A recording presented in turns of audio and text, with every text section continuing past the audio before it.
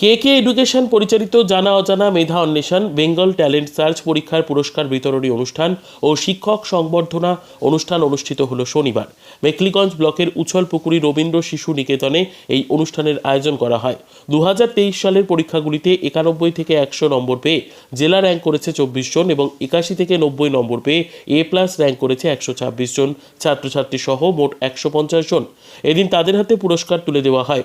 উপস্থিত ছিলেন শিশু চিন্তক তথা কে এডুকেশন সোসাইটির কর্ণধার দেবাশিস দেবশর্মা, জেলা পরিষদ সদস্য কেশব চন্দ্র বর্মন, উছলপুকুরি অঞ্চলের প্রধান গায়ত্রী বর্মন, ধুলিয়া বলদিয়াহাটি আপার প্রাইমারি স্কুলের ভারপ্রাপ্ত প্রধান শিক্ষক কল্যাণ রায় সহ বিভিন্ন বিদ্যালয়ের প্রধান শিক্ষক ও পরিচালকগণ।